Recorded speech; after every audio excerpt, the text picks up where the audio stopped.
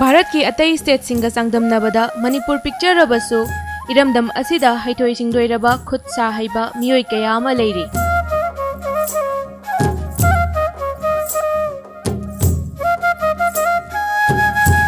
हौजे कोविड-19 pandemic की मतम असिदा मसाना मसाबु थबक पिजदुना अनौबा पोथोक कया सादुना पुथोकनरकली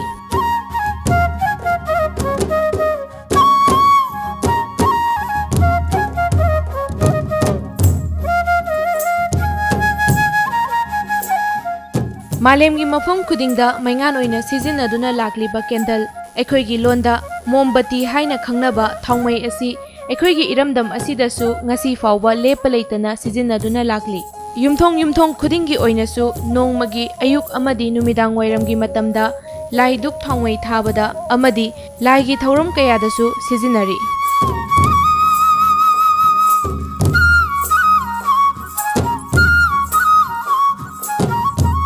ताइल पाट इंडस्ट्रियल स्टेट की मफम असिदा साइकोम संगीतासु कोविड पेंडेमिक मतम असिदा केंडल सादुना मियाम की दरकार ओइबा डिमांड पीनब कन्ना होटनरी केंडल से आइना सही अहुमुकी ममांगदेगी अखोई एलसीटी लिथा चैरिटेबल ट्रस्टना अखोई ट्रेनिंग पीबिरंबा मतम अदुदेगी आइजे केंडल सानिंगबी वाखल अदु फावरे अदुबु हंदकी मतांग असिदेगी हाइतारे अखोई लॉकडाउन की मतम असिदेगी हौदुना आई कन्ना केंडल सानिंगबी वाखल अदु फावरखिबनी अदु मरोइना मोरेरोमदगी लाप केंडल जी होंगे मणिपुरददी केंडल चत्ते हाय मणिपुरदा साब केंडल जी गांदे अदु केंडल साबजे केंडल साब अयाम्बा मुटले हाय अहानबा हौदोंबा केंडल साबजिंजे अदना कमायना मुतोनो सिनाइगी वाखंदा खलिजे अदु आइगिजु येंगे हायना अदि केंडल साबदी तमुरे हायुरे अदु केंडल साबजे तोंगदे अदु अखोइगी मणिपुर मिसिनजु पामो वाले गांदे हायना अदमायना संदोकपुदगिको अइना अदि आई सारगा येंगे मांगब्रो तोंग्ब्रा हाइबदोना अदासुम वाखंदो अदासुम लाखिबा हाइतारे अदि अखोइदा तोंगेनदी साद्रे मणिपुरगी मिसिंगददी अदुगा मोरेरोमदि पुसलपुजिंगदुदि मखोइना ngaले होंगे ngaलेना माइ लोइन मुसिने मणिपुरगी युमथोंग खुदिंगदा केंडल जिंग लोइ सिजिनेबा हजि मै चांग नाइना लागाजु केंडल दि सिजिने अदर मोरेरोमदगी जे अखोइगी कनोजि सिजिनदबिद मोरेरोमगी हेना पामेबा अदैना अखोइ जुमतंग हजिसे केंडल जि पुथोगा मोइगा अखोइगा nganbdo kanana henba adigi kanana kuina chapa mutang yingba haitare wakhanda aduga akhoi ju morena thariba mamldo akhoi ju kodbai thaba ngamuiduno haiba wakhalama admaina ai lakhiba adigi aina dum kendal je ai ju sarge haina sarkhibani मोरेरोमदे पुसलकपुसना हेना पामिबा अदगी मोरेगी दे पुरकपा candle सिना ममन तारिबा दु एखोइ सिदा पुथोकचरगसु एखोइना ममन वांगबगी मरमसे कैगी ओइगदगे अखोइ मणिपुरगी साबा candle जे अहामददी थुना अदि अखोइगी वेक्से इंगना bye मो इसिंग लुपियाय इसिंग दा तौरगा इंहन bye तारे थुना कना तौ लखथोप याना बगे अदुगा लंगदजु खरा लेना खले कतन ओइगदबनि अदुइ मथक्ता अखोइना इसिंग दा तुम मोइ तौजरगजु आइगि ओइना हजि सारिबसिददि इसिंग दजु तौदे अदुगा कतनजु ओइबगो अदुगा अखोइ केंडल जिदि याम नंगाले मोरेरोमदगी लाकपा केंडल गा इंडिया केंडल गजि मचुजु खेनै अखोइ हे येंगबदा मोरेगिना केंडल जि ngौवे फजये अदुगा इंडिया गिना लंगे अनिगे खेनबजे अदुबु इंडिया गिदि अतोप केमिकल मत यानदना अखोइगी वेस्ट खक्ता तौरगा साइबा अदुगा मोरेरोंगिना आई मंगनदि तौद्रि अदु तारगसु अखोइना खंगदि पाउ ताजबदा वेक्स का हर मानबा हाइतारे अहोंगबा पोटमा मोइदे मिक्स तौवेबा वेक्स असिंगबा प्योर वेक्सगा यानसिनरकान होंगना थादोरपनि हाइना मिसिंगसु अदमाइना एंगोंदा हाइबिये मोरेगा इंडियागा येनबा मतमदा थालगा येनबा मतमदा इंडियागिन हेन हजि सिंगालखरेबा मोरेगी जुंगाली अदु हजिति इंडियागी जुमोन ममियन हाइबदो याम गांदेगा हाइबजे सिदि आई मोइ मचिन थिबने लवेबा आदि जुमदा हंजिना कैना खरा सारगा दुकानदगी लंखरा लैरगा सेमा तौदि कसु गालवेबा दुदि उसमाइना कतना सारखरबा इंडियागी मरोइना अखोइ मणिपुरगी हाइतारेको इंडिया की केंडल जे सिदी गाली कुइन जु चले मोरेदगी इंडिया ने हेले अखोइ मोरेरोमदा थारिबा मम पुसलाइबा ममनसिदा अखोइगी इंडिया की केंडल जो माइना थाबा ngमगदी ngमजु ngमकने आइना खले अखोइ मयाम सारगदी को अदमाइना केंडल जु हेना मोरेदगी इंडिया केंडल हेना गानबे हेली अदुगा कुइना चफजु हेले हाइबजि मयामदा अवेयरनेस मोगी तारदी मोरेरोमदगी लाइबे केंडल पुसलक्ते सु यारिबा अखोइ इंडिया की मरोइना मणिपुरगी जिंथोंजों खुदिंगदा हजिसे केंडल साबई वाखलोन म लाखरेबा सि होय तारगदी मोरेरोमदगी केंडल जिंदु मथंदा दum लेपखरने आइना खले अखोइगी पोसनि हेना गांजु गानबा अदुगा कुइनाजु खांबा ꯑꯗꯨ ꯑꯣꯏꯇꯥꯔꯒꯗꯤ ꯑꯩꯈꯣꯏ ꯏꯟꯗꯤꯌꯥꯒꯤ ꯀꯦꯟꯗꯜꯁꯤꯅ ꯍꯦꯟꯅ ꯐꯩꯌꯦꯅ ꯁꯤꯁꯦ ꯑꯗꯨꯝ ꯁꯤꯖꯤꯟꯅꯅꯤ ꯍꯥꯏꯅ ꯈꯜꯂꯦ ꯑꯗꯣ ꯍꯧꯖꯤꯛ ꯃꯐꯝ ꯑꯁꯤꯗ ꯀꯦꯟꯗꯜ ꯁꯥꯕꯗ ꯁꯤꯖꯤꯟꯅꯔꯤꯕ ꯋꯦꯛꯁꯤꯡ ꯑꯁꯤꯗꯤ ꯃꯐꯝ ꯀꯗꯥꯏꯗꯒꯤ ꯂꯧꯕꯤ ꯑꯗꯣ ꯉꯁꯥꯏ ꯄꯟꯕꯤꯈꯤꯕ ꯂꯪꯗꯣ ꯀꯣꯇꯟ ꯑꯁꯦꯡꯕꯒꯤ ꯑꯣꯏꯅ ꯇꯧꯋꯦꯅ ꯍꯥꯏꯕꯤꯈꯤꯕꯗꯣ ꯑꯗꯣ ꯂꯪꯁꯤꯅ ꯀꯃꯥꯏꯅ ꯂꯧꯒꯦ ꯀꯗꯥꯏꯗꯒꯤ ꯇꯧꯒꯦ ꯍꯥꯏꯕꯗꯨꯁꯨ ꯇꯥꯛꯄꯤꯌꯨ ꯀꯩꯅꯣꯗ ꯑꯩꯒꯤ ꯍꯧꯖꯤꯛ ꯐꯥꯎꯒꯤ ꯑꯣꯏꯅꯗꯤ ꯑꯩꯅ ꯑꯩꯒꯤ ꯋꯦꯛꯁ ꯑꯁꯤ ꯀꯜꯀꯇꯥꯗꯒꯤ ꯆꯦꯟꯖꯕꯅꯦ ꯑꯗꯨꯕꯨ ꯑꯩꯅ ꯈꯪꯗ꯭ꯔꯤꯉꯩꯗ ꯀꯜꯀꯇꯥꯗ ꯆꯦꯜꯂꯝꯃꯤ ꯍꯧꯖꯤꯛꯇꯤ ꯃꯅꯤꯄꯨꯔꯒꯤ ꯑꯩꯈꯣꯏ ꯑꯇꯣꯞꯄ ꯏꯆꯤꯜ ꯏꯅꯥꯎꯁꯤꯡ ꯍꯥꯏꯇꯥꯔꯦꯀꯣ ꯃꯈꯣꯏꯅꯁꯨ ꯑꯇꯣꯞꯄ ꯏꯁꯇꯦꯠꯁꯤꯡꯗꯒꯤ ꯆꯦꯜꯂꯒ ꯃꯅꯤꯄꯨꯔꯗ ꯃꯔꯥꯡ ꯀꯥꯏꯅ ꯐꯪꯍꯟꯕ ꯉꯝꯃꯦ ꯋꯦꯛꯁꯦ ꯍꯥꯟꯅꯗꯤ ꯋꯦꯛꯁꯦ ꯃꯄꯥꯟꯂꯣꯝꯗꯒꯤ ꯍꯩꯔꯨꯔꯒꯁꯨ ꯀꯦꯟꯗꯜ ꯁꯥꯕ ꯍꯩꯔꯒꯁꯨ ꯋꯦꯛꯁ ꯀꯗꯥꯏꯗ ꯐꯪꯒꯦ ꯑꯗꯒꯤ ꯂꯪ ꯑꯗꯒꯤ ꯃꯥꯏ ꯁꯆꯥ ꯀꯗꯥꯏꯗ ꯂꯩꯒꯦꯅ ꯑꯗꯨꯗꯣ ꯈꯟꯕꯗ ꯍꯩꯔꯒꯁꯨ ꯁꯥꯗꯅ ꯃꯌꯥꯝ ꯑꯃ ꯂꯩꯔꯝꯃꯦꯕ ꯑꯗꯣ ꯍꯧꯖꯤꯛꯇꯤ ꯃꯅꯤꯄꯨꯔꯗ ꯑꯩꯈꯣꯏꯒꯤ ꯑꯦꯟꯇꯔꯄ꯭ꯔꯦꯅꯔꯁꯤꯡ ꯃꯌꯥꯝ ꯑꯃ ꯑꯗꯨꯒ ꯑꯩꯈꯣꯏ ꯀꯝꯄꯅꯤ ꯃꯌꯥꯝ ꯑꯃ ꯊꯣꯛꯂꯛꯈ꯭ꯔꯦ ꯑꯩꯈꯣꯏꯒꯤ ꯋꯦꯛꯁꯦ ꯄꯨꯁꯜꯂꯛꯈ꯭ꯔꯦꯕ ꯑꯗꯨꯅ ꯑꯩꯈꯣꯏꯒꯤ ꯃꯅꯤꯄꯨꯔ ꯏꯆꯤꯜ ꯏꯅꯥꯎꯁꯤꯡꯅꯁꯨ ꯑꯗꯨꯝ ꯋꯦꯛꯁꯇꯨ ꯏꯔꯥꯏ ꯂꯥꯏꯅ ꯏꯀꯣꯝ ꯀꯣꯝꯅ ꯑꯗꯨꯝ ꯐꯪꯕ ꯉꯝꯃꯦ ꯑꯩꯒꯤ ꯑꯣꯏꯅꯗꯤ ꯀꯜꯀꯇꯥꯗꯒꯤ ꯆꯦꯟꯖꯕꯅꯦ ꯑꯗꯨꯒ ꯂꯪꯁꯤꯁꯨ ꯑꯩꯈꯣꯏ ꯃꯅꯤꯄꯨꯔꯒꯤꯗꯤ ꯅꯠꯇ꯭ꯔꯦꯀꯣ ꯑꯗꯨꯕꯨ ꯃꯅꯤꯄꯨꯔꯗꯁꯨ ꯀꯊꯟ ꯂꯩꯕꯅꯤꯅ ꯁꯥꯕ ꯉꯝꯅꯦꯅ ꯈꯜꯂꯦ ꯑꯩꯅ ꯂꯧꯕꯃꯛꯇꯤ ꯑꯩꯈꯣꯏ ꯍꯥꯕꯣꯃꯔꯛꯇꯒꯤ ꯁꯤꯇꯥꯅ ꯑꯩꯈꯣꯏꯒꯤ ꯏꯆꯟꯅꯨꯄꯤ ꯑꯃꯗꯒꯤ ꯑꯩ ꯂꯩꯖꯕꯅꯦ ꯃꯥꯁꯨ ꯃꯄꯥꯟꯂꯣꯝꯗꯒꯤ ꯆꯦꯜꯂꯤꯗꯤ ꯍꯥꯏ ꯀꯦꯟꯗꯜ ꯁꯥꯕꯒꯤꯗꯃꯛꯇ ꯀꯩꯁꯨ ꯋꯥꯅꯤꯡꯉꯥꯏ ꯂꯩꯇ꯭ꯔꯦ ꯍꯥꯟꯅꯗꯤ ꯌꯥꯝꯅ ꯋꯥꯔꯝꯃꯦ ꯃꯆꯥꯛ ꯃꯊꯨꯝ ꯂꯩꯇꯕꯒꯤꯀꯣ ꯑꯗꯣ ꯍꯧꯖꯤꯛꯇꯤ ꯃꯅꯤꯄꯨꯔꯗ ꯑꯗꯨꯒꯤꯗꯣ ꯃꯔꯥꯡ ꯀꯥꯏꯅ ꯐꯪꯉꯦ ꯍꯦꯛ ꯀꯦꯟꯗꯜ ꯑꯃ ꯁꯥꯕꯗ ꯆꯪꯕ ꯄꯨꯝꯅꯃꯛ ꯈꯨꯗꯤꯡꯃꯛ ꯂꯣꯏꯅꯃꯛ ꯃꯅꯤꯄꯨꯔꯗ ꯐꯪꯉꯦ ꯑꯗꯨꯅ ꯑꯩꯈꯣꯏ ꯈꯨꯗꯤꯡꯃꯛꯅ ꯑꯗꯨꯝ ꯀꯦꯟꯗꯜꯁꯦ ꯁꯥꯃꯤꯟꯅꯁꯦ ꯑꯗꯨꯒ ꯃꯄꯥꯟꯂꯣꯝꯗꯒꯤ ꯄꯨꯁꯜꯂꯛꯏꯕ ꯀꯦꯟꯗꯜꯁꯦ ꯆꯪꯍꯟꯗꯕꯤꯗ ꯑꯩꯈꯣꯏꯒꯤ ꯃꯅꯨꯡꯒꯤ ꯑꯣꯏꯕ ꯑꯩꯈꯣꯏ ꯏꯆꯜ ꯏꯆꯦꯁꯤꯡ ꯑꯗꯨꯒ ꯏꯆꯤꯜ ꯏꯅꯥꯎꯁꯤꯡ ꯄꯨꯟꯅ ꯍꯣꯠꯅꯃꯤꯟꯅꯔꯒ ꯑꯩꯈꯣꯏꯒꯤ ꯁꯦꯟꯊꯣꯛ ꯂꯝꯕꯤꯁꯦ ꯁꯤꯗꯒꯤꯁꯨ ꯑꯩꯈꯣꯏ ꯐꯪꯃꯤꯟꯅꯁꯦ ꯍꯥꯏꯅ ꯑꯩꯅ ꯊꯝꯖꯅꯤꯡꯉꯤ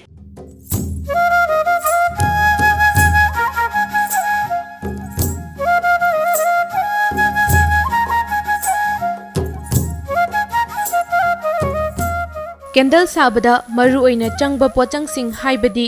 ꯃꯦꯇꯔꯤꯌꯦꯜꯁꯤꯡꯒꯤ ꯃꯅꯨꯡꯗ ꯁꯆꯥꯁꯨ ꯑꯃꯅꯤ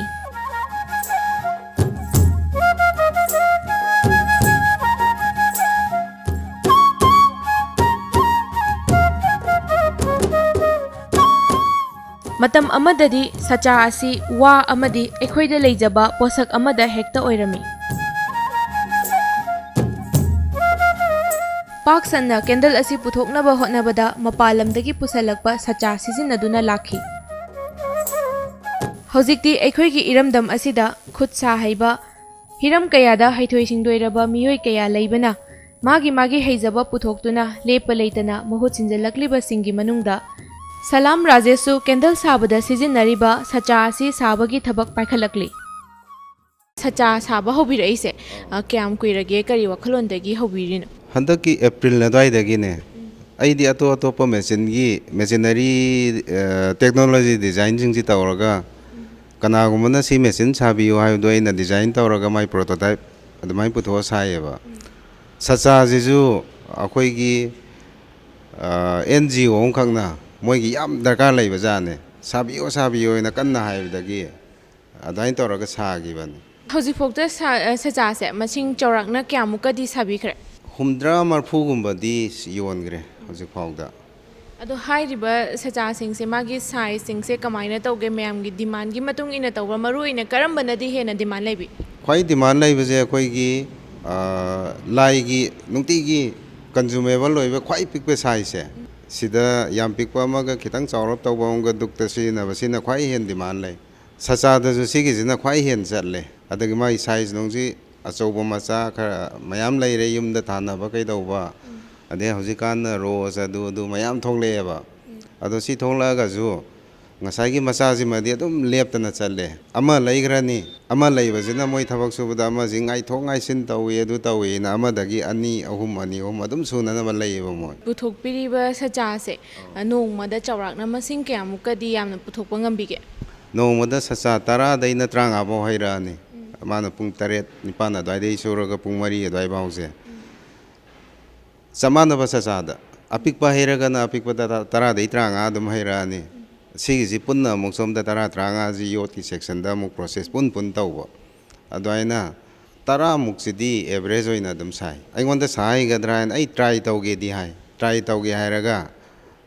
ꯁꯥꯔꯦ ꯑꯗꯨꯃꯥꯏꯅ ꯁꯥꯔꯒ ꯑꯩꯅ ꯍꯦꯛ ꯁꯥꯕ ꯃꯌꯥꯝꯁꯦ ꯑꯩ ꯔꯤꯇꯦꯜꯗꯤ ꯌꯣꯟꯗꯦ ꯑꯩꯅ ꯃꯅꯨꯐꯦꯛꯆꯔꯒꯤ ꯁꯔꯨꯛ ꯈꯛꯇꯪ ꯑꯣꯏꯕ ꯁꯨꯃꯥꯏꯅ ꯇꯧꯗꯅ ꯃꯣꯏꯒꯤ ꯑꯋꯥꯠꯄꯗꯨ ꯁꯥꯕꯤꯌꯨ ꯍꯥꯏꯕꯗꯒꯤ ꯑꯩ ꯏꯁꯥꯅ ꯁꯆꯥꯁꯤ ꯁꯥꯒꯦ ꯍꯥꯏꯕꯒꯤ ꯋꯥꯈꯟꯗꯗꯤ ꯁꯥꯈꯤꯕ ꯅꯠꯇꯦ ꯑꯗꯣ ꯑꯣꯖꯥꯅ ꯍꯧꯖꯤꯛ ꯁꯥꯕꯤꯔꯤꯕ ꯁꯆꯥꯁꯦ ꯐꯖꯅꯕꯨꯗꯤ ꯁꯥꯕꯤꯔꯤ ꯇꯥꯛꯄꯤꯔꯤꯀꯣ ꯑꯗꯣ ꯁꯤꯒꯤ ꯅꯣꯂꯦꯖꯁꯦ ꯍꯥꯟꯅꯒꯗꯤ ꯂꯩꯕꯤꯔꯛꯄ꯭ꯔꯥ ꯇꯝꯕꯤꯔꯨꯕꯒꯁꯨ ꯌꯥꯎꯕ꯭ꯔꯥ ꯑꯗꯨꯒ ꯇ꯭ꯔꯦꯅꯤꯡꯅꯆꯤꯡꯕꯒꯗꯤ ꯌꯥꯎꯈꯤꯕꯒꯗꯤ ꯂꯩꯕ꯭ꯔꯥ ꯄꯨꯔꯥ ꯅꯤꯜꯅꯦ ꯑꯩ ꯁꯆꯥꯁꯤ ꯑꯝꯇꯁꯨ ꯎꯗ꯭ꯔꯤꯑꯕ ꯁꯨꯃꯥꯏꯅ ꯁꯆꯥꯁꯤ ꯁꯥꯕ ꯍꯩꯒꯗ꯭ꯔꯥ ꯁꯥꯕꯤꯌꯨ ꯑꯣꯏꯅ ꯂꯥꯛꯄꯗꯒꯤ ꯀꯃꯥꯏꯅ ꯇꯧꯏ ꯁꯆꯥꯗꯣ ꯑꯣꯏꯅ ꯌꯦꯡꯉꯦ ꯑꯗꯨ ꯌꯦꯡꯉꯒ ꯑꯩ ꯌꯣꯠꯅ ꯍꯥꯟꯅ ꯁꯥꯏ ꯌꯣꯠꯅ ꯁꯥꯕꯁꯤ ꯈꯔ ꯀꯨꯏꯅ ꯆꯪꯉꯦ ꯑꯗꯨꯗꯒꯤꯗꯤ ꯁꯨꯃꯥꯏꯅ ꯃꯤꯗꯤ ꯑꯦꯂꯨꯃꯤꯅꯝꯅ ꯁꯥꯏ ꯍꯥꯏ ꯑꯗꯨꯗꯤ ꯑꯦꯂꯨꯃꯤꯅꯝꯗꯣ ꯑꯝꯇ ꯌꯦꯡꯒꯦꯅ ꯇꯧꯔꯦ ꯑꯗꯨꯃꯥꯏꯅ ꯇꯧꯔꯒ ꯃꯣꯏꯒꯤ ꯄꯣꯠꯇꯨ ꯌꯦꯡꯉꯒ ꯑꯗꯨꯝ ꯁꯥꯈ꯭ꯔꯦ ꯑꯗꯨꯃꯥꯏꯅ ꯑꯦꯂꯨꯃꯤꯅꯝꯁꯤ ꯍꯩꯕ ꯈꯣꯠꯄ ꯀꯩꯅꯣꯁꯤ ꯌꯦꯡꯉꯒ ꯁꯦꯡꯅ ꯑꯩꯅ ꯁꯥꯒꯦ ꯑꯩꯅ ꯄ꯭ꯔꯗꯛꯁꯟ ꯇꯧꯒꯦꯅ ꯁꯥꯈꯤꯕ ꯅꯠꯇꯦꯕ ꯃꯣꯏꯒꯤ ꯁꯣꯔꯇꯦꯖ ꯗꯤꯃꯥꯟꯗꯨ ꯁꯥꯕꯤꯌꯨ ꯍꯥꯏꯕꯗꯒꯤ ꯑꯗꯨꯃꯥꯏꯅ ꯇꯧꯔ ꯁꯥꯈꯤꯕꯅꯦ ꯍꯧꯖꯤꯛ ꯁꯥꯕꯗ ꯁꯤꯖꯤꯟꯅꯔꯤꯕ ꯑꯣꯖꯥꯅ ꯄꯟꯕꯤꯔꯤꯕ ꯑꯦꯂꯨꯃꯤꯅꯝꯁꯦ ꯁꯤꯗꯤ ꯀꯗꯥꯏꯗꯒꯤ ꯂꯧꯕꯤ ꯑꯗꯣ ꯌꯥꯝ ꯂꯥꯏꯅꯁꯨ ꯐꯪꯕ꯭ꯔꯥ ꯀꯃꯥꯏꯅ ꯇꯧꯒꯦ ꯑꯗꯨꯝ ꯐꯪꯉꯦ ꯑꯩꯈꯣꯏꯒꯤ ꯁꯦꯀꯦꯟ ꯍꯦꯟ ꯌꯣꯠ ꯃꯌꯥꯡꯁꯤꯡ ꯀꯔꯤꯁꯤꯡ ꯀꯂꯦꯛꯁꯟ ꯇꯧꯕꯁꯤꯡꯗꯣ ꯃꯣꯏꯗꯒꯤ ꯑꯦꯂꯨꯃꯤꯅꯝ ꯑꯗꯨꯝ ꯂꯩꯕ ꯌꯥꯏ ꯀꯦꯖꯤꯗ ꯃꯣꯏꯁꯦ ꯂꯨꯄꯥ 70ꯒꯨꯝꯕꯗ ꯂꯩꯌꯦꯕ ꯁꯥꯟꯅꯅꯕꯁꯦ ꯑꯩꯈꯣꯏꯅ ꯁꯤꯗꯒꯤ ꯂꯥꯛꯄ ꯏꯟꯀꯝꯁꯤ ꯀꯝꯄ꯭ꯂꯤꯠ ꯂꯣꯏꯔꯀꯥꯟꯗ ꯁꯣꯏꯗꯅꯒꯤ ꯃꯥꯔꯀꯦꯠ ꯇꯧꯒꯗꯣꯏꯅꯦꯕ ꯑꯗꯣ ꯃꯥꯔꯀꯦꯠ ꯂꯣꯏꯔꯕ ꯃꯇꯨꯡꯗ ꯂꯥꯛꯄ ꯏꯟꯀꯝꯁꯤꯅ ꯀꯌꯥꯝ ꯌꯥꯝꯅ ꯃꯦꯅꯦꯖꯃꯦꯟ ꯇꯧꯕ ꯉꯝꯃꯤ ꯀꯌꯥꯝ ꯍꯦꯟꯅ ꯄ꯭ꯔꯣꯐꯤꯠ ꯂꯩꯒꯦ ꯍꯥꯏꯕꯗꯨꯁꯨ ꯇꯥꯛꯄꯤꯌꯨ ꯁꯆꯥ ꯁꯥꯕꯁꯤ ꯌꯥꯝ ꯌꯥꯝꯕꯅꯤꯅ ꯍꯧꯖꯤꯛꯁꯦ ꯀꯩꯅꯣꯗ ꯒ꯭ꯔꯣꯁꯇ 30%ꯒꯨꯝꯕ ꯍꯟꯊꯔꯦ 10%ꯒꯨꯝꯕ ꯑꯗꯨꯒ ꯃꯥꯔꯀꯦꯠꯁꯨ ꯄꯤꯛꯑꯦꯕ ꯌꯥꯝ ꯑꯗꯨ ꯄꯤꯛꯄꯅꯤꯅ ꯁꯆꯥꯁꯤꯗ ꯄꯨꯔꯥ ꯏꯁꯇꯥꯐ ꯃꯌꯥꯝ ꯊꯥꯖꯤꯜꯂꯒ ꯃꯥꯏ ꯁꯦꯛꯁꯟ ꯍꯩꯕꯒꯤ ꯁꯦꯛꯁꯟ ꯌꯣꯠꯀꯤ ꯁꯦꯛꯁꯟ ꯂꯣꯏꯅꯃꯛ ꯊꯥꯖꯤꯜꯂꯒ ꯄ꯭ꯔꯗꯛꯁꯟ ꯇꯧꯔꯗꯤ ꯄ꯭ꯔꯗꯛꯁꯟꯁꯤꯅ ꯌꯥꯝ ꯍꯦꯜꯂꯛꯀꯗꯕꯒꯤ ꯃꯑꯣꯡ ꯂꯩꯕꯅꯤ나 ꯅꯨꯃꯤꯠ ꯂꯦꯞꯄꯒ ꯄ꯭ꯔꯗꯛꯁꯟ ꯇꯧꯋꯦ ꯍꯧꯖꯤꯛꯁꯦ ꯑꯗꯣ ꯁꯆꯥ ꯑꯃ ꯁꯥꯕ ꯃꯇꯝꯁꯦ ꯅꯨꯃꯤꯠ ꯃꯁꯤꯡꯗ ꯑꯣꯏꯅ ꯆꯠꯄ꯭ꯔꯥ ꯅꯣꯡꯃꯗ ꯀꯝꯄ꯭ꯂꯤꯠ ꯑꯣꯏꯅ ꯂꯣꯏꯕ ꯉꯝꯕ꯭ꯔꯥ ꯑꯗꯨꯁꯨ ꯇꯥꯛꯄꯤꯌꯨ ꯅꯣꯡꯃꯗ 2 ꯁꯥꯔꯒꯁꯨ ꯅꯣꯡꯃ ꯑꯗꯨꯝ ꯆꯪꯉꯦ ꯑꯗꯒꯤ ꯁꯆꯥꯁꯤ 10 ꯍꯩꯗꯣꯔꯛꯑꯒ 10ꯁꯤ ꯄ꯭ꯔꯣꯁꯦꯁ ꯇꯧꯔꯁꯨ 10ꯗ ꯑꯗꯨꯝ ꯂꯣꯏ ꯑꯗꯨꯅ ꯃꯥꯒꯤ ꯄ꯭ꯔꯣꯁꯦꯁꯤꯡ ꯇꯥꯏꯞꯁꯤ ꯍꯩꯕꯗ 10 ꯍꯩꯗꯣꯛꯑꯅꯤ 10ꯁꯤ ꯄꯨꯊꯣꯔꯛꯑꯒ ꯃꯦꯆꯤꯟꯗ 10ꯁꯤ ꯄ꯭ꯔꯣꯁꯦꯁ ꯇꯧꯊꯣꯛꯑꯅꯤ ꯁꯨꯃꯥꯏꯅ 10-10ꯃꯨꯛꯀꯤꯁꯤ ꯄ꯭ꯔꯣꯁꯦꯁ ꯉꯝꯃꯤ ꯑꯣꯖꯥꯅ ꯄꯨꯊꯣꯛꯄꯤꯔꯤꯕ ꯁꯆꯥꯁꯤꯒ ꯃꯄꯥꯟꯂꯣꯝꯗꯒꯤꯁꯨ ꯃꯌꯥꯝ ꯑꯃ ꯊꯥꯖꯤꯜꯂꯛꯏ ꯁꯤꯒꯤ ꯁꯆꯥꯁꯤꯒ ꯑꯅꯤꯁꯤꯒꯤ ꯈꯦꯠꯅꯕꯁꯦ ꯀꯌꯥꯝ ꯂꯩꯒꯦ ꯑꯅꯤꯁꯤꯒꯤ ꯀꯣꯝꯄꯤꯠ ꯇꯧꯕ ꯃꯇꯝꯗ ꯀꯗꯥꯏ ꯐꯥꯎꯕ ꯑꯣꯖꯥꯒꯤ ꯁꯆꯥꯁꯤꯅ ꯍꯦꯟꯅ ꯂꯩꯔꯦ ꯑꯗꯨꯒ ꯃꯤꯒꯤ ꯃꯄꯥꯟꯂꯣꯝꯗꯒꯤ ꯄꯨꯁꯜꯂꯛꯏꯕꯁꯤꯅ ꯀꯗꯥꯏ ꯐꯥꯎꯕ ꯀꯌꯥꯝ ꯍꯦꯟꯅ ꯍꯦꯟꯒꯦ ꯍꯥꯏꯕꯗꯨꯒꯤ ꯑꯅꯤꯁꯤꯒꯤ ꯈꯦꯠꯅꯕꯁꯨ ꯈꯔ ꯇꯥꯛꯄꯤꯌꯨ ꯍꯣꯏ ꯑꯩꯅ ꯃꯦꯅꯨꯐꯦꯛꯆꯔ ꯇꯧꯔꯤꯕ ꯄꯣꯠꯁꯦ ꯑꯩ ꯃꯄꯥꯟꯒ ꯀꯝꯄꯤꯇꯤꯁꯟ ꯇꯧꯕ ꯅꯠꯇ꯭ꯔꯒ ꯇꯧꯗꯕ ꯑꯩ ꯁꯤꯃꯗꯤ ꯑꯩ ꯈꯪꯗ꯭ꯔꯦꯕ ꯍꯣꯏ ꯁꯤꯖꯤꯟꯅꯔꯤꯕ ꯃꯌꯥꯝꯅ ꯈꯪꯉꯝꯃꯅꯤꯕꯀꯣ ꯑꯗꯨꯒ ꯑꯩꯅ ꯁꯥꯔꯤ ꯄꯣꯠꯁꯤꯗ ꯌꯣꯟꯈ꯭ꯔꯅꯤ ꯑꯗꯨꯒ ꯀꯁꯇꯃꯔꯒꯤ ꯐꯤꯗꯕꯦꯛꯁꯦ ꯍꯥꯏꯔꯤꯕ ꯃꯐꯝ ꯀꯩꯅꯣꯝꯁꯤꯗ ꯁꯤ ꯍꯥꯞꯅꯤꯡꯉꯤ ꯁꯤ ꯅꯨꯡꯉꯥꯏꯇꯦꯅ ꯍꯦꯛ ꯐꯤꯗꯕꯦꯛ ꯂꯥꯛꯄꯗꯅꯦ ꯑꯩꯗꯤ ꯃꯣꯏꯅ ꯄꯥꯝꯃꯤꯕ ꯑꯗꯨ ꯐꯨꯜꯐꯤꯜ ꯇꯧꯅꯕ ꯍꯥꯞꯄꯦꯕ ꯑꯗꯨꯝ ꯑꯩꯈꯣꯏꯁꯨ ꯑꯦꯂꯨꯃꯤꯅꯝꯅꯤ ꯆꯞ ꯃꯥꯟꯅꯔꯝꯒꯗ꯭ꯔꯥ ꯍꯥꯏꯅ ꯈꯜꯂꯤ ꯑꯗꯨꯒ ꯔꯦꯠꯀꯤ ꯃꯇꯥꯡꯗꯗꯤ ꯑꯩꯈꯣꯏꯅ ꯂꯣꯀꯦꯜꯅꯤꯅ ꯈꯔꯗꯤ ꯑꯗꯨꯝ ꯍꯣꯡꯉꯦ ꯃꯣꯏꯗꯒꯤ ꯁꯆꯥꯁꯤꯒꯤ ꯔꯦꯠꯇꯤ ꯀꯃꯥꯏꯅ ꯇꯧꯕꯤ ꯑꯗꯨꯁꯨ ꯈꯪꯖꯅꯤꯡꯉꯤ ꯁꯆꯥꯒꯤ ꯔꯦꯠꯁꯤ ꯑꯩꯈꯣꯏꯒꯤ ꯂꯥꯏꯗꯨꯛ ꯊꯥꯕꯒꯤ ꯃꯆꯥꯗꯩ ꯍꯧꯔꯒ ꯌꯨꯝꯗ ꯊꯥꯅꯅꯕ ꯑꯁꯥꯡꯕ ꯑꯗꯒꯤ ꯔꯣꯁ ꯗꯤꯖꯥꯏꯟ ꯑꯗꯒꯤ ꯀꯩꯅꯣ ꯈ꯭ꯔꯤꯁꯃꯥꯁ ꯇ꯭ꯔꯤ ꯀꯥꯏꯅ ꯊꯣꯛꯂꯛꯏꯗꯣ ꯑꯗꯒꯤ ꯑꯔꯩꯕꯤ ꯁꯤꯒꯨꯝꯕ ꯃꯌꯥꯝꯁꯤ ꯁꯆꯥ ꯃꯄꯥꯟꯗ ꯂꯥꯛꯄꯗꯒꯤꯗꯤ ꯌꯥꯝꯗ꯭ꯔꯕꯗ 20% 25%ꯒꯨꯝꯕꯗꯤ ꯍꯟꯊꯔꯦ ꯑꯗꯣ ꯍꯥꯏꯔꯤꯕ ꯁꯆꯥꯁꯤꯡꯁꯦ ꯀꯩꯒꯨꯝꯕ ꯄꯥꯝ ꯇꯥꯔꯒꯗꯤ ꯑꯣꯖꯥꯗ ꯑꯩꯈꯣꯏꯅ ꯗꯤꯃꯥꯟ ꯇꯧꯕꯁꯦ ꯃꯇꯧ ꯀꯔꯝꯅ ꯇꯧꯒꯗꯒꯦ ꯑꯣꯖꯥꯒ ꯄꯥꯎ ꯐꯥꯎꯅꯕ ꯌꯥꯕ ꯀꯣꯟꯇꯦꯛ ꯅꯝꯕꯔ ꯂꯩꯔꯒꯁꯨ ꯍꯥꯏꯗꯣꯛꯄꯤꯌꯨ ꯑꯩꯉꯣꯟꯗ ꯗꯥꯏꯔꯦꯛ ꯀꯟꯇꯦꯛ ꯇꯧꯕꯤꯔꯛꯑꯁꯨ ꯌꯥꯏ ꯑꯩ ꯔꯤꯇꯦꯜꯗꯤ ꯌꯣꯟꯗꯦ ꯍꯣꯜꯁꯦꯂꯔ ꯆꯥꯎꯅ ꯅꯧꯅ ꯌꯣꯟꯖꯒꯦ ꯍꯥꯏꯕꯒꯤꯁꯨ ꯑꯗꯨꯝ ꯌꯥꯏ ꯑꯗꯨꯒ ꯑꯩꯒꯤ ꯅꯝꯕꯔꯅ 9612416361 ꯑꯗꯨꯒ ꯑꯩꯒꯤ ꯏꯃꯦꯜꯅ ꯁ꯭ꯃꯣꯜ ꯂꯦꯇꯔꯗ salamrajeshkumar@gmail.com ꯁꯤꯗ ꯑꯗꯨꯝ ꯑꯣꯔꯗꯔ ꯅꯠꯇ꯭ꯔꯒ ꯀꯣꯜ ꯇꯧꯔꯒ ꯑꯗꯨꯝ ꯍꯪꯕꯤꯔꯛꯄ ꯌꯥꯅꯤ ꯌꯥꯝ ꯅꯨꯡꯉꯥꯏꯖꯩ ꯑꯣꯖꯥ ꯍꯦꯟꯅ ꯈꯪꯖꯅꯤꯡꯕ ꯑꯃꯅ ꯑꯩꯈꯣꯏꯅ ꯁꯆꯥ ꯁꯥꯕꯒꯤ ꯄ꯭ꯔꯣꯁꯦꯁꯤꯡ ꯍꯥꯏꯖꯕ ꯇꯥꯔꯦꯀꯣ ꯁꯆꯥ ꯑꯃ ꯑꯣꯏꯅ ꯃꯄꯨꯡ ꯐꯥꯕ ꯑꯃ ꯑꯣꯏꯅꯕ ꯍꯣꯠꯅꯕꯗ ꯃꯇꯧ ꯀꯔꯝꯅ ꯁꯆꯥꯁꯤ ꯁꯥꯕꯤꯒꯦ ꯑꯗꯨꯁꯨ ꯇꯥꯛꯄꯤꯌꯨ ꯍꯦꯛ ꯁꯆꯥ ꯁꯥꯕꯒꯤ ꯍꯧꯔꯛꯄꯗꯒꯤꯅ ꯂꯣꯏꯕ ꯐꯥꯎꯒꯤ ꯑꯩ ꯁꯤꯒꯤ ꯄ꯭ꯔꯣꯁꯦꯁꯁꯦ ꯍꯥꯏꯖꯔꯛꯑꯒꯦ ꯍꯣꯏ ꯔꯣ ꯃꯦꯇꯔꯤꯌꯦꯜꯁꯤꯅ ꯑꯦꯂꯨꯃꯤꯅꯝ ꯁꯤꯖꯤꯟꯅꯔꯦ ꯔꯣ ꯃꯦꯇꯔꯤꯌꯦꯜꯗ ꯆꯪꯉꯤꯁꯤꯅ ꯑꯦꯂꯨꯃꯤꯅꯝ ꯑꯗꯒꯤ ꯑꯩꯈꯣꯏꯒꯤ ꯌꯣꯠꯀꯤ ꯄꯠꯇꯤ ꯃꯥꯒꯤ ꯁꯥꯏꯖ ꯇꯣꯉꯥꯟꯕ ꯈꯔ ꯑꯃ ꯆꯪꯉꯦ ꯑꯗꯒꯤ ꯃꯥꯒꯤ ꯕꯨꯜꯗꯨ ꯍꯥꯏꯇꯥꯔꯦ ꯃꯆꯥ ꯈꯔ ꯆꯪꯉꯦ ꯂꯦꯠ ꯃꯦꯆꯤꯟ ꯑꯃ ꯆꯪꯉꯦ ꯑꯗꯒꯤ ꯗ꯭ꯔꯤꯜ ꯃꯦꯆꯤꯟ ꯆꯪꯉꯦ ꯍꯦꯟ ꯒ꯭ꯔꯥꯏꯟꯗꯔ ꯃꯆꯥ ꯀꯛꯅꯅꯕ ꯁꯤꯃ ꯆꯪꯉꯦ ꯑꯗꯒꯤ ꯍꯦꯟ ꯗ꯭ꯔꯤꯜ ꯃꯆꯥ ꯆꯪꯉꯦ ꯕ꯭ꯂꯋꯥꯔꯗ ꯏꯂꯦꯛꯇ꯭ꯔꯤꯛ ꯁꯤꯖꯤꯟꯅꯕ ꯌꯥꯎꯏ ꯃꯦꯅꯨꯋꯦꯜ ꯁꯤꯖꯤꯟꯅꯕ ꯌꯥꯎꯏ ꯀꯅꯥꯅ ꯃꯦꯆꯤꯅꯔꯤꯁꯦ ꯁꯤꯒꯤꯁꯤꯃ ꯆꯪꯉꯦ ꯑꯗꯨꯒ ꯑꯍꯥꯟꯕꯗ ꯑꯩꯈꯣꯏꯅ ꯑꯦꯂꯨꯃꯤꯅꯝꯁꯤ मही लांथोहल्लनी मही लांथोहल्लगा एलुमिनियमगी अखोई कोर्फुगा हईबदा सिजनरीबा अदुमाइना एलुमिनियम मही लांथोहल्लबजी हईबम लैंगोइजिदा लैंगोइजिदा हईरनी अदु हईरकांदा एलुमिनियमगी प्रोसेससी लोइरे अहिबा पोटसी पुथोरागा योट की सेक्शन दा पुसल्लनी अदुगा ममाई नपसन्नबदा ममाई होबा खोटपा यावरमगना अदु होदनबा लेड मशीन दा ममाई जी फेस तौबा हाई टेमथोनी चपटिंगना मागी मखुनजी राउंड गुम्बा तारक्तरगदि ड्रिल नमुक टेंगथोनी ड्रिल न टेंगथो मतुंगजिदा ngसाइगी मागी यो नुंग पानगदब खोटगदब मयामजी पांजल्लनी अदु पांजल्लगा सिदा दुम लोइरे पुन्ना मियोय कयामुकदि थबक असि सुमिनबगे अदुसु थंबियो प्रोसेसिंग सेक्शन दना मी अहुम सुमिनाई एल्यूमिनियम की सेक्शन नमा योट की सेक्शन नमा प्रोडक्शन जी मार्केट याम पिकपनिना अइनसु अइगी हेक सुम साइतमी की साबी ओइना साबो ओइबनिना अइ मेन प्रोडक्शन जी अइ सिगी जी सानदब स्टाफ से मयाम एम्प्लॉय तौदे कइगिनोइदा सिदा पुथोरइबा प्रोडक्शन जी मार्केट से याम पे योन ngamदेबा मी अहुम जी सूरी हौजिकसे एल्यूमिनियम का योट की सेक्शन दा था मद इनकम दी चौराकना कयामुक लाकपीगे अदुगा लाइबा इनकम सिना वर्कर सिंगी हाइबदा मोइगी खुसुमन पिथोखरबा मतुंग इसागी ओइबा प्रॉफिट दी कयाम लेबि हौइ सच्चा अमदा ngसाइगी 30% ग्रोस मुंग लैबसे सिगिजी लैर मतमदा अइगी ओइना 10% गुम लेहौइ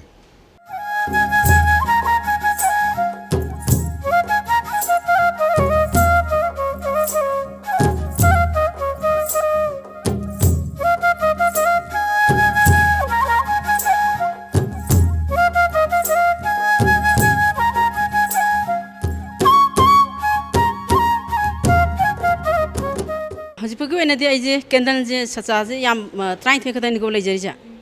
अदुना कैंडल जे आइना डजन निफु खरे हेनदि पुथोमदौ माले आई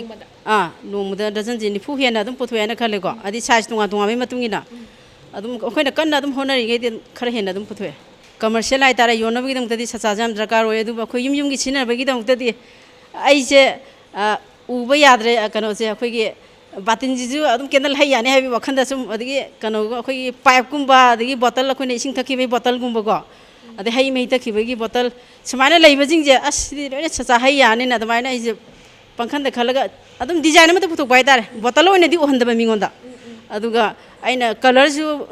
अखोइगी कैंडल जे मचु तरेकी कैंडल आई सागरे सलाई तरेकी आइना अदुगा रेनबो आइना फजना सागरे अदु फेस्टिवल है तारे को सुगुम्बगी दमुतदि अखोइना तोंगान तोंगान मोंग अखोइ युमदा लैबा पोसे युमदा लैजरिबा पोसिना जु अखोइना अदुम तोंगान तोंगान मोंगदा अखोइना कैंडल जे हैबा याय ना एदमाइना थमजनिंगे अदो हैबगी मोंगदि ताकपिरे मागे सेप से संचा से अकंगनबा लैतना अरे अरेबा युमदा लैबा पोता अदुम खैजनबि ताकपि अदु अमु हेना खंजनिंगी सिना कैंडल लम हैबगी मागे मतम हैबा मदि लैदना मागे लोनबदगी हौरगा कंगकपा फावबगी मतम से कमाइना सिजनगदगे ताकपियो कैंडल जे अखोइना वेक से अखोइना लोंगदो बेसेल पात्र अदुदा हापा कांदा सौदोले हाना सिदि मै नोबे यायबको सिंग नोबे याय मेता नोबे याय अखोइ लैरिबदो आइगी इंडक्शन नोबे याय आइगी इलेक्ट्रिक नको अदुगो मोंगदो अखोइना पात्र अमदा हापगा सौदो हला कांदा खतंग याम सानिङाय हैबे यादे यामनसु सादबा यामनसु इंगदबा इंगरगसु यादे इंगरदि कोंगोनता कारगा मनुंग इहो होरगा लेरमी यामना फजदे अदुबो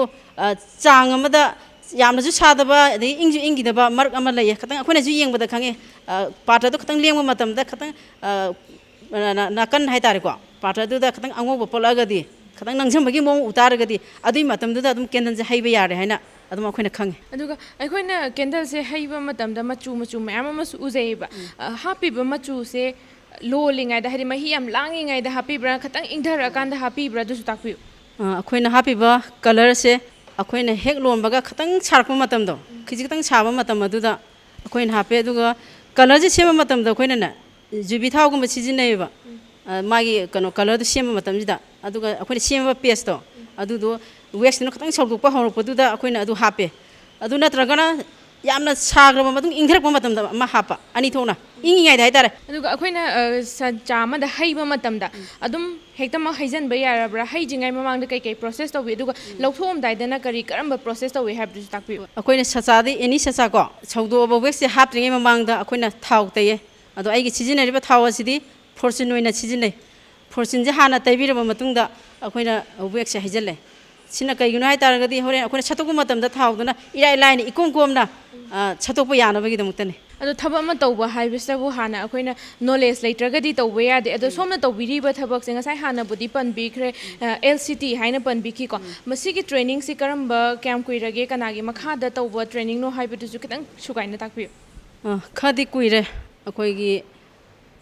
ꯂꯤꯊꯥ ꯆꯦꯔꯤꯇꯦꯕꯜ ꯇ꯭ꯔꯁ ꯑꯩꯈꯣꯏꯒꯤ ꯑꯦꯗꯜꯇ꯭ꯔꯦꯁꯤ ꯄ꯭ꯔꯣꯒ꯭ꯔꯥꯝꯗ ꯌꯥꯎꯕ ꯄ꯭ꯔꯣꯒ꯭ꯔꯥꯝ ꯑꯃꯅꯤ ꯁꯦꯜꯐ ꯍꯦꯜꯞ ꯇ꯭ꯔꯦꯅꯤꯡ ꯄ꯭ꯔꯣꯒ꯭ꯔꯥꯝ ꯑꯃꯗ ꯅꯣꯡꯃꯒꯤ ꯑꯣꯏꯕ ꯑꯩꯈꯣꯏꯒꯤ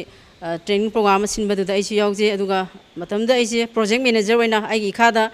ꯑꯣꯖꯥ 5 ꯑꯗꯨꯒ ꯁꯥꯇ꯭ꯔ 30 ꯂꯩꯔꯀꯥꯟꯗ ꯂꯥꯏꯔꯤꯛꯁꯨ ꯇꯝꯕꯤꯕ ꯃꯌꯦꯛ ꯆꯠꯇꯕꯁꯤꯡꯕꯨ ꯃꯌꯦꯛ ꯆꯠꯅꯅꯕ ꯍꯣꯠꯅꯕꯤꯕ ꯍꯥꯏꯇꯥꯔꯦ ꯑꯗꯨꯒ ꯂꯣꯏꯅꯅ ꯃꯈꯣꯏꯒꯤ ꯁꯦꯟꯊꯣꯛ ꯂꯝꯕꯤ ꯑꯃꯁꯨ ꯃꯈꯣꯏ ꯃꯁꯥꯅ ꯃꯁꯥꯒꯤ ꯊꯕꯛ ꯁꯦꯟꯊꯣꯛ ꯂꯝꯕꯤ ꯂꯩꯅꯅꯕꯒꯤꯗꯃꯛꯇ ꯑꯗꯨꯒꯨꯝꯕ ꯄꯤꯕ ꯇ꯭ꯔꯦꯅꯤꯡ ꯑꯗꯨꯗ ꯑꯩꯁꯦ ꯑꯗꯨꯗꯒꯤ ꯍꯩꯔꯛꯈꯤꯕꯅꯤ ꯑꯗꯨꯅ ꯀꯦꯟꯗꯜꯁꯦ ꯍꯧꯖꯤꯛꯀꯤ ꯑꯣꯏꯅ ꯄꯨꯊꯣꯛꯏꯁꯤꯗꯤ ꯁꯤꯝꯄꯜꯅꯤ ꯌꯥꯝꯅ ꯏꯆꯝ ꯆꯝꯕꯅꯦ ꯑꯩꯅ ꯄꯨꯊꯣꯛꯀꯗꯕ ꯀꯦꯟꯗꯜꯗꯤ ꯃꯣꯁꯀꯤꯇꯣ ꯔꯤꯄ꯭ꯂꯤꯃꯦꯟꯅꯤ ꯑꯗꯨꯒ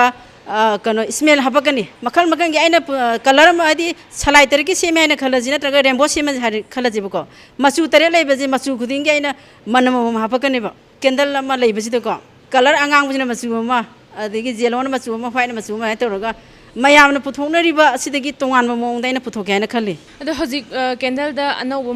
ꯃꯆꯨꯁꯤꯒꯤ ꯃꯇꯨꯡ ꯏꯟꯅ ꯁ꯭ꯃꯦꯜꯁꯨ ꯇꯣꯉꯥꯟꯅ ꯂꯩꯅꯦꯅ ꯇꯥꯛꯄꯤꯔꯦ ꯑꯗꯨꯒ ꯑꯩꯈꯣꯏꯅ ꯎꯖꯕ ꯃꯇꯝꯗ ꯁꯣꯝꯒꯤ ꯕ꯭ꯔꯥꯟ ꯅꯦꯝꯁꯤꯗ the light of the world ꯑꯅ ꯑꯃ ꯏꯕꯤꯔꯤꯕ ꯑꯁꯤ ꯀꯔꯤ ꯋꯥꯈꯜꯂꯣꯟꯗꯒꯤ ꯍꯥꯞꯄꯤꯔꯤꯅꯣ ꯀꯩꯒꯤꯗꯃꯛꯇ ꯍꯥꯞꯄꯤꯅꯣ ꯍꯥꯏꯕꯗꯨꯁꯨ ꯇꯥꯛꯄꯤꯌꯨ ꯑꯃꯝꯕ ꯃꯇꯝꯗ ꯀꯦꯟꯗꯜꯁꯦ ꯊꯥꯜꯂꯀꯥꯟꯗ ꯉꯥꯜꯍꯜꯂꯦꯕ ꯃꯉꯥꯜ ꯑꯃ ꯑꯩꯈꯣꯏꯗ ꯐꯥꯎꯍꯜꯂꯤ ꯑꯗꯨ ꯁꯨꯃꯥꯏꯅ ꯑꯩꯈꯣꯏꯒꯤ ꯗ ꯂꯥꯏꯠ ꯑꯣꯐ ꯗꯤ ꯋꯥꯔꯜ ꯐꯣꯟꯁꯦ ꯑꯩꯈꯣꯏꯒꯤ ꯃꯝꯗꯅ ꯂꯩꯔꯕ ꯑꯩꯈꯣꯏꯒꯤ ꯋꯥꯈꯜꯂꯣꯟ ꯑꯁꯦ ꯑꯩꯈꯣꯏꯒꯤ ꯀꯦꯟꯗꯜꯁꯤꯅ ꯊꯥꯜꯂꯀꯥꯟꯗ ꯑꯃꯝꯕ ꯃꯉꯥꯜ ꯉꯥꯟꯈꯤꯕ ꯑꯗꯨꯃꯥꯏꯅ ꯑꯩꯈꯣꯏꯒꯤ ꯄꯨꯟꯁꯤꯗꯁꯨ ꯃꯉꯥꯜ ꯑꯃ ꯂꯥꯛꯑꯀꯥꯟꯗ ꯑꯩꯈꯣꯏꯅ ꯇꯧꯔꯝꯕ ꯐꯠꯇꯕ ꯊꯕꯛꯁꯤꯡ ꯑꯃꯝꯕꯒꯤ ꯋꯥꯈꯜꯁꯤꯡ ꯍꯥꯏꯇꯥꯔꯦ ꯍꯥꯏꯕꯗꯤ ꯑꯃꯝꯕꯗꯗꯤ ꯍꯨꯔꯥꯟ ꯆꯤꯟꯊꯤ ꯀꯔꯤ ꯀꯔꯥ ꯑꯃꯝꯕ ꯃꯇꯝ ꯑꯁꯤꯗ ꯐꯠꯇꯕ ꯊꯕꯛ ꯍꯥꯏꯁꯤ ꯇꯧꯋꯦꯕ ꯃꯤ ꯍꯥꯠꯀꯦꯔꯥ ꯈꯣꯠꯀꯦꯔꯥ ꯍꯥꯏꯕꯁꯦ ꯑꯌꯥꯝꯕ ꯉꯥꯜꯂꯤꯉꯩ ꯃꯇꯝꯗꯗꯤ ꯀꯌꯥ ꯇꯧꯗꯦꯕ ꯑꯗꯨꯕꯨ ꯁꯨꯃꯥꯏꯅ ꯑꯩꯈꯣꯏꯒꯤ ꯀꯦꯟꯗꯜꯁꯤꯅ ꯉꯥꯟꯕ ꯑꯃꯝꯕꯗ ꯀꯦꯟꯗꯜꯁꯤꯅ ꯉꯥꯟꯕ ꯁꯨꯃꯥꯏꯅ ꯑꯩꯈꯣꯏꯁꯨ ꯑꯩꯈꯣꯏ ꯃꯤꯑꯣꯏꯕ ꯑꯩꯈꯣꯏ ꯈꯨꯗꯤꯡꯃꯛꯁꯨ ꯇꯥꯏꯕꯪꯄꯥꯟ ꯑꯁꯤꯗ ꯂꯩꯔꯤꯉꯩꯁꯤꯗ ꯑꯩꯈꯣꯏꯁꯨ ꯃꯉꯥꯜꯒꯨꯝꯅ ꯑꯩꯈꯣꯏꯁꯨ ꯂꯩꯔꯝꯁꯦ ꯑꯗꯣꯝꯒꯤ ꯋꯥꯈꯜꯂꯣꯟꯁꯨ ꯈꯪꯕ ꯉꯝꯖꯔꯦ ꯍꯧꯖꯤꯛ ꯐꯥꯎꯕꯗ ꯁꯣꯝꯅ ꯄꯨꯊꯣꯛꯄꯤꯔꯤꯕ ꯀꯦꯟꯗꯜꯁꯦ ꯃꯈꯜ ꯀꯌా ꯊꯣꯛꯅꯗꯤ ꯄꯨꯊꯣꯛꯄꯤꯈ꯭ꯔꯦ ꯑꯗꯨꯒ ꯃꯤꯌꯥꯝꯅ ꯈ꯭ꯋꯥꯏꯗꯒꯤ ꯄꯥꯝꯅꯕ ꯀꯦꯟꯗꯜ ꯃꯈꯜꯁꯦ ꯀꯔꯝꯕꯅ ꯑꯣꯏꯒꯅꯤ ꯍꯧꯖꯤꯛꯐꯥꯎꯒꯤ ꯑꯣꯏꯅꯗꯤ ꯀꯦꯟꯗꯜꯁꯦ ꯃꯈꯜꯁꯦ ꯑꯩꯁꯤ ꯌꯥꯝꯃꯤꯀꯣ ꯃꯈꯜ 9 ꯁꯨꯏ ꯍꯥꯏꯗꯤ ꯁꯥꯏꯖꯁꯦ ꯇꯣꯉꯥꯟ ꯇꯣꯉꯥꯟꯕ ꯂꯩꯌꯦ ꯑꯄꯤꯛꯄ ꯑꯗꯒꯤ ꯃꯌꯥꯏꯗ ꯈꯤꯇꯪ ꯄꯤꯛꯊꯕ ꯑꯃꯨꯛ ꯑꯗꯒꯤ ꯑꯆꯧꯕ ꯑꯃꯨꯛ ꯑꯗꯨꯒ ꯗꯤꯋꯥꯂꯤ ꯀꯦꯟꯗꯜ ꯁꯨꯃꯥꯏꯅ ꯂꯩꯀꯣ ꯑꯗꯨꯒ ꯑꯇꯣꯞꯄꯁꯤꯡ ꯑꯁꯤꯗꯤ ꯑꯩꯅ ꯑꯗꯨꯝ ꯁꯦꯝꯖꯕ ꯑꯩꯒꯤ ꯋꯥꯈꯜꯂꯣꯟꯗꯒꯤ ꯁꯦꯝꯖꯕ ꯉꯥꯛꯇꯅꯦ ꯑꯇꯩ ꯃꯑꯣꯡꯁꯤꯡ ꯑꯁꯤꯗꯤ ꯑꯗꯨꯅ ꯍꯧꯖꯤꯛꯇꯤ ꯁꯥꯏꯖꯁꯦ ꯑꯗꯨꯝ ꯀꯩꯅꯣ ꯇꯧꯕ ꯍꯥꯏꯇꯥꯔꯦ ꯑꯩꯈꯣꯏꯒꯤ ꯂꯥꯏꯠ ꯀꯦꯟꯗꯜ ꯍꯥꯏꯅ ꯈꯪꯅ ꯇꯥꯔꯦ ꯁ꯭ꯃꯣꯜ ꯁꯥꯏꯖꯁꯦ ꯁꯤꯁꯨ ꯐꯖꯅ ꯆꯠꯂꯦ ꯍꯧꯖꯤꯛꯐꯥꯎꯒꯤ ꯑꯣꯏꯅꯗꯤ ꯑꯩ ꯁꯤꯒꯤ ꯀꯦꯟꯗꯜꯁꯤꯅ ꯆꯠꯂꯦ ꯍꯥꯏꯕ ꯂꯩꯇꯦ ꯀꯦꯟꯗꯜ ꯈꯨꯗꯤꯡꯃꯛꯁꯨ ꯂꯣꯏꯅ ꯗꯤꯃꯥꯟꯗ ꯂꯩ ꯑꯗꯨꯕꯨ ꯑꯩꯅ ꯃꯅꯤꯄꯨꯔꯒꯤ ꯀꯦꯟꯗꯜꯁꯤꯡꯁꯦ ꯌꯨꯝꯊꯣꯡ ꯈꯨꯗꯤꯡꯃꯛꯇ ꯀꯦꯟꯗꯜꯁꯦ ꯌꯧꯍꯟꯒꯦ ꯍꯥꯏꯕꯒꯤ ꯋꯥꯈꯟꯗꯤ ꯅꯠꯇꯦ ꯃꯌꯥꯝꯅ ꯁꯥꯔꯤ ꯑꯗꯨꯗ ꯑꯩꯁꯨ ꯁꯤꯌꯥꯔ ꯇꯧꯔꯒ ꯑꯩꯉꯣꯟꯗꯩꯁꯨ ꯈꯤꯇꯪ ꯃꯦꯀꯞ ꯇꯧꯕ ꯍꯥꯏꯇꯥꯔꯦꯀꯣ ꯃꯌꯥꯝꯗꯨꯗ खरा मेकअप तौरगा अइनजु मोय मी खरादंग ओइरगसु केंडल जे खरा यहनगिबा आइना अदमाइना खले केंडल की रेट से 60 देगे आई हौजरे स्मॉल साइज से कोने लाइक केंडल जो खंगना बस देगी 60 देगे होरगा 220 फावबा अदमाइना लई आइगी कनो ममल रेट से सोमगी कनो से केंडल सिंग से मीना ऑर्डर तौर अकांदा खतंग सप्लाई तौइब्रा अदुगा तोंगाना अकंगना मार्केट तगुंबा थादोकबगी खुदोंग चाबगसु लैब्रा दुसु तापियो हौजिबगी वैनादि आइजि हौबदा गाइबने याम अचौबदु ओइबा नतबनिना अदुम लेप्तना आई साये अदुगा मोय अदुम लागा आइगी अरैबिदो अदुम पुरा चकी बिजनेस अम तौबो मतमदि इनकम से हेक हंगुबो मतमदा मिंगोंदा हाई निंगबा कया ओइदबनी अदो सोंगी ओइनदि चौराकना कया मुक इनकम से लाइना ताकपिनिंगे दुसु थंबियो होय मयामना खलिबा बायना इनकम से कन्नदि हाइबा ngamdre हाइबदि अदुम हौजिकी ओइनदि अदुम ngami हाइतारेको इनकम जे अदुम आइगी कोननबा अदुम लाई आइगी स्टाफ सिंगी अदुम मोयगी सैलरी अदुम पीबा ngame अदुम आइगी अदुम खरा लेमे सोमगा हौजि हौजि मियोय कया मुका थबा असि सुमिनै केंडल जी की दमकतदि मखोय स्टाफ सिंगनायदि मखोय मरी खतनिको केंडल सिंग असि अतोप कनागुम मियोयना पांबा यावरगदि कमाइना ऑर्डर तौगदगे सोमगी खुदोंग चाबा कांटेक्ट नंबर न चिंगबा लैरगा सुपिबि कनागुमना सी नोंगी केंडल से पांबा तारगदि अदुम मखोयगी कांटेक्ट नंबर अदुम दिजे 7005353124 सिदा अदुम मखोय कांटेक्ट अदुम तौबिरपा यागने मफमना tile industry state type C18 हौजि हौजि पुथोकपिरिबा केंडल असीदी मैम मरंग कायना पुथोकपिरि सी नतबा अतोप अहेनबा थबक थौरम पाइखतपिगे हाइबगी वखलोनगसु लैबिरिब्रा अतोप थबक लै अदु आई केंडल सिदा हजिति तम तमना हौरगा हजि चाउथोकपि फिबम अमदा लैरे ꯑꯔꯣꯏꯕ ꯑꯣꯏꯅ ꯂꯝꯗꯝ ꯑꯁꯤꯒꯤ ꯃꯤꯌꯥꯝꯗ ꯀꯔꯤ ꯋꯥꯍꯩꯒꯗꯤ ꯊꯝꯕꯤꯅꯤꯡꯉꯤ? ꯍꯧꯖꯤꯛꯇꯤ ꯀꯦꯟꯗꯜ ꯁꯥꯕꯒꯤꯗꯃꯛꯇ ꯃꯅꯤꯄꯨꯔꯗ ꯀꯩꯝꯇ ꯑꯋꯥꯠꯄ ꯂꯩꯇ꯭ꯔꯦ ꯀꯦꯟꯗꯜꯒꯤ ꯍꯦꯛ ꯃꯆꯥꯛ ꯈꯨꯗꯤꯡꯃꯛ ꯃꯅꯤꯄꯨꯔꯗ ꯂꯣꯏꯅ ꯐꯪꯉꯦ ꯃꯄꯥꯟꯂꯣꯝꯗꯒꯤ ꯆꯦꯟꯗ꯭ꯔꯒꯁꯨ ꯑꯗꯨꯅ ꯑꯩꯈꯣꯏ ꯀꯦꯟꯗꯜꯁꯦ ꯁꯥꯃꯤꯟꯅꯁꯤ ꯑꯩꯈꯣꯏ ꯑꯃꯒ ꯑꯃ ꯂꯣꯏꯅ ꯄꯨꯂꯞ ꯑꯩꯈꯣꯏ ꯁꯥꯃꯤꯟꯅꯔꯀꯥꯟꯗ ꯑꯩꯈꯣꯏꯅ ꯃꯤꯄꯥꯟ ꯇꯥꯡꯗꯕ ꯍꯥꯏꯇꯥꯔꯦ ꯀꯦꯟꯗꯜꯒꯤꯗꯃꯛꯇ ꯑꯩꯈꯣꯏꯅ ꯑꯇꯣꯞꯄ ꯀꯟꯇ꯭ꯔꯤ ꯑꯃꯗꯒꯤ ꯂꯧꯔꯒ ꯑꯩꯈꯣꯏꯅ ꯁꯤꯖꯤꯟꯅꯕꯗꯣ ꯇꯣꯛꯇꯨꯅ ꯑꯩꯈꯣꯏ ꯏꯁꯥꯅ ꯌꯨꯝꯗꯁꯨ ꯁꯥꯖꯔꯒ ꯑꯩꯈꯣꯏ ꯏꯁꯥꯒꯤ ꯁꯤꯖꯤꯟꯅꯅꯕ ꯑꯗꯨꯗꯤ ꯑꯩꯈꯣꯏꯅ ꯁꯥꯖꯔꯀꯥꯟꯗ ꯑꯩꯈꯣꯏ ꯃꯤꯄꯥꯟ ꯇꯥꯡꯗꯅ ꯍꯤꯡꯕ ꯄꯨꯟꯁꯤ ꯏꯔꯝꯗꯝ ꯑꯁꯦ ꯅꯨꯡꯉꯥꯏꯕ ꯀꯦꯟꯗꯜꯒꯤꯗꯃꯛꯇ ꯀꯦꯟꯗꯜꯗꯤ ꯑꯩꯈꯣꯏ ꯌꯥꯖꯔꯦ ꯀꯦꯟꯗꯜꯗꯤ ꯑꯩꯈꯣꯏ ꯐꯖꯅ ꯉꯝꯃꯤ ꯑꯩꯈꯣꯏꯅ ꯄꯨꯊꯣꯛꯄ ꯉꯝꯃꯤ ꯃꯄꯥꯟꯗꯒꯤ ꯄꯨꯊꯣꯛꯇ꯭ꯔꯦ ꯍꯥꯏꯕꯗꯣꯃ ꯑꯩꯈꯣꯏ ꯑꯗꯨ ꯍꯥꯏꯍꯟꯁꯤ ꯍꯥꯏꯅ ꯑꯩꯅ ꯐꯣꯡꯗꯣꯛꯆꯔꯤ ꯑꯗꯣꯝꯒꯤ ꯑꯆꯤꯟꯕ ꯃꯇꯝ ꯀꯌꯥ ꯀꯥꯏꯊꯣꯛꯄꯤꯔꯒ ꯑꯩꯈꯣꯏꯒ ꯎꯅꯗꯨꯅ ꯋꯥꯔꯤ ꯋꯥꯇꯥꯏ ꯁꯥꯕꯒꯤ ꯇꯥꯟꯖꯥ ꯑꯃ ꯄꯤꯕꯤꯕꯒꯤꯗꯃꯛꯇ ꯑꯃꯨꯛꯀ ꯍꯟꯅ ꯊꯥꯒꯠꯄ ꯐꯣꯡꯗꯣꯛꯆꯔꯤ ꯑꯩꯅꯁꯨ ꯗꯤꯗꯤ ꯀꯦꯒꯤ ꯑꯩꯈꯣꯏ ꯏꯆꯤꯜ ꯏꯅꯥꯎꯁꯤꯡ ꯑꯩꯈꯣꯏ ꯂꯩꯕꯥꯛꯀꯤꯗꯃꯛꯇ ꯑꯩꯈꯣꯏ ꯀꯠꯊꯣꯛꯑꯒ ꯂꯩꯕꯥꯛ ꯃꯌꯥꯝ ꯑꯗꯨꯒ ꯂꯣꯠꯇꯨꯅ ꯂꯩꯔꯕ ꯏꯔꯝꯗꯝ ꯑꯁꯤꯒꯤ ꯃꯁꯛ ꯈꯪꯕꯤꯗꯕ ꯏꯆꯤꯜ ꯏꯅꯥꯎꯁꯤꯡ ꯀꯌꯥ ꯑꯃꯁꯨ ꯄꯨꯊꯣꯛꯄꯤꯗꯨꯅ ꯃꯤꯃꯥꯡꯗ ꯍꯥꯏꯇꯥꯔꯦ ꯁꯨꯃꯥꯏꯅ ꯄꯨꯊꯣꯛꯄꯤꯕ ꯑꯁꯤꯒꯤꯗꯃꯛꯇꯁꯨ ꯑꯩꯅ ꯑꯩꯈꯣꯏꯒꯤ MIDC ꯑꯗꯨꯒ ꯅꯨꯡꯏꯟ ꯗ ꯂꯥꯏꯠ ꯑꯣꯐ ꯗꯤ ꯋꯥꯔꯜ ꯍꯥꯏꯇꯥꯔꯦ ꯁꯤꯗꯒꯤ ꯁꯣꯝꯒꯤ ꯃꯥꯏꯀꯩꯗꯒꯤꯁꯨ ꯑꯩꯒꯤ ꯃꯥꯏꯀꯩꯗꯒꯤꯁꯨ ꯍꯔꯥꯎꯕ ꯅꯨꯡꯉꯥꯏꯕꯗꯨ ꯐꯣꯡꯗꯣꯛꯆꯔꯤ ꯉꯁꯤꯒꯤ ꯑꯣꯏꯅꯗꯤ ꯗꯨꯔꯗꯔꯁꯟ ꯀꯦꯟꯗ꯭ꯔ ꯏꯝꯐꯥꯜꯅ ꯁꯟꯗꯣꯛꯆꯔꯤꯕ ꯇꯨꯋꯥꯔꯗ ꯁꯦꯜꯐ ꯑꯦꯝꯄ꯭ꯂꯣꯏꯃꯦꯟꯠ ꯄ꯭ꯔꯣꯒ꯭ꯔꯥꯝ ꯃꯇꯥꯡ ꯁ꯭ꯋꯥꯏꯗ ꯂꯣꯏꯁꯤꯟꯖꯔꯦ ꯑꯩꯈꯣꯏꯒꯤ ꯊꯧꯔꯝ ꯑꯁꯤꯒ ꯃꯔꯤ ꯂꯩꯅꯕ ꯑꯗꯣꯝꯒꯤ ꯊꯕꯛ ꯊꯧꯔꯝ ꯂꯩꯕꯤꯔꯒꯁꯨ ꯑꯩꯈꯣꯏꯒꯤ ꯀꯣꯟꯇꯦꯛ ꯅꯝꯕꯔ ꯑꯁꯤꯗ ꯀꯣꯜ ꯇꯧꯕꯤꯔꯛꯇꯨꯅ ꯑꯄꯥꯝꯕ ꯐꯣꯡꯗꯣꯛꯄꯤꯗꯨꯅ ꯑꯩꯈꯣꯏꯒ ꯄꯥꯎ ꯐꯥꯎꯅꯕꯤꯕ ꯌꯥꯒꯅꯤ